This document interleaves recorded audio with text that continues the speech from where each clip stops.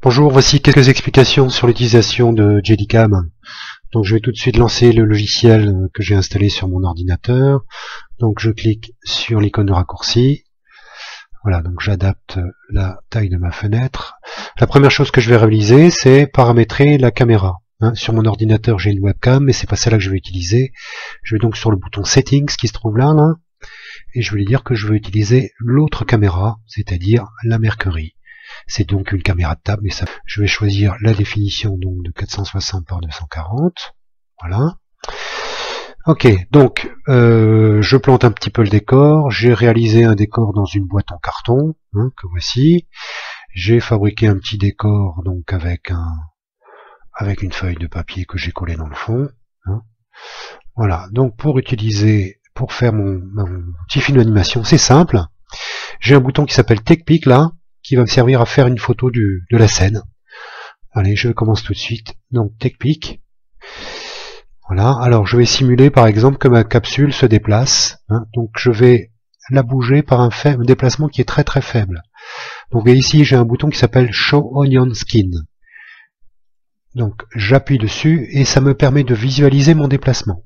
Vous voyez, donc l'objectif c'est de réaliser des déplacements les plus petits possibles. Voilà, et à chaque fois de faire une photo. Donc plus les déplacements sont petits, plus ils sont nombreux, et plus votre mouvement par la suite sera fluide. On aura vraiment l'impression d'avoir un mouvement. Voilà, donc je vais très vite, c'est pas.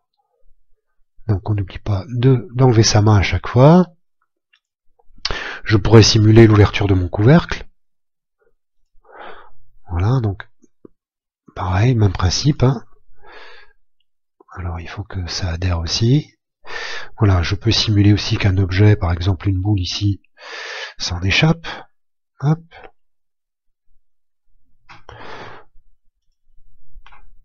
Je vais donc la faire rouler, si je peux.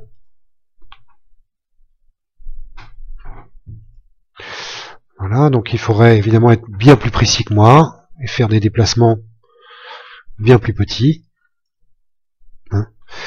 Voilà, donc je vais abréger un petit peu. Alors, ce qu'il est possible de faire aussi, soit avec un bouton zoom si la caméra de table en dispose, ou alors en approchant la caméra, c'est faire des effets de zoom. Voilà, donc je vais changer mon plan. Et là, je vais faire un petit exercice. Voilà, je vais enlever mon petit élément blanc que j'ai posé là, et je vais en placer un élément plus gros à chaque fois. Donc vous voyez que sur ma photo, la trace de la scène d'avant me permet de le positionner de façon correcte. Voilà, donc je vais vite. Voilà. Un élément, puis à chaque fois un autre. Donc à chaque fois que je fais une photo, et ben celle-ci apparaît en dessous sur le banc de montage.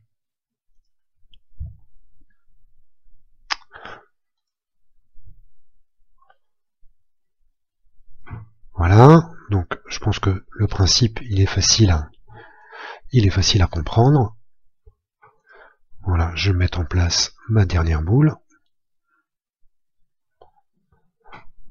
Que voici. Je peux encore, si je veux, faire un essai de zoom. Voilà, et là, j'ai coupé 2 petits bouts d'allumettes. Hop.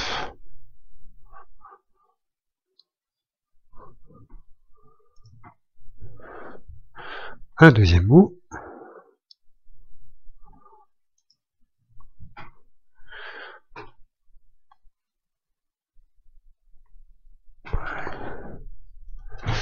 Et voilà. Bien, lorsque j'ai photographié chacune des scènes, je peux visualiser mon film à côté. Donc ici, vous voyez, il suffit de se mettre à 9 plans par exemple, 9 plans par seconde, et de faire. Alors je vais ouvrir un peu ma fenêtre, je fais play. Voilà, Voilà mon petit film. Alors maintenant les boutons. Alors évidemment, pensez de temps en temps à sauvegarder son travail. Donc j'ai un bouton Save. Ça me permet, donc je vais mettre par exemple essai 3. Voilà, hein, on ne sait jamais s'il y a un problème. On garde toujours une trace de son travail. Voilà, donc j'ai fait 35 scènes, hein, ce qui n'est pas beaucoup.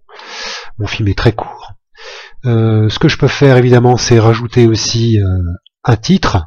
Hein, donc essai avec le bouton Title Screen. Je peux mettre évidemment le nom du réalisateur. Je peux, si je veux, déposer une bande son au format MP3. Hein, il suffit de soit créer, soit même sa propre bande son, ou aller chercher un petit extrait sonore quelque part. Voilà. Je peux évidemment regarder ma vidéo. Donc j'ai un bouton Watch. Voici ma vidéo. Donc vous allez voir, le film est très très court.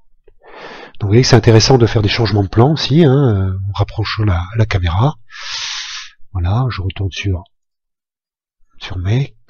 Pardon. Et là je peux, si je veux, créer ma vidéo. Donc le bouton Create Video. Hein, je garde le même nom, EC3. Ma vidéo sera au format FLV.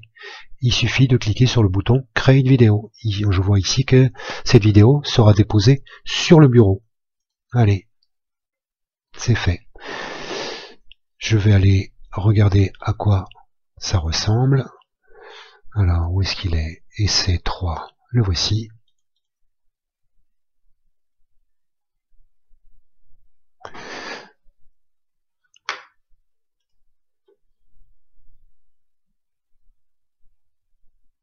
Et voilà. Donc évidemment, ça passe très très vite. Voilà pour ça.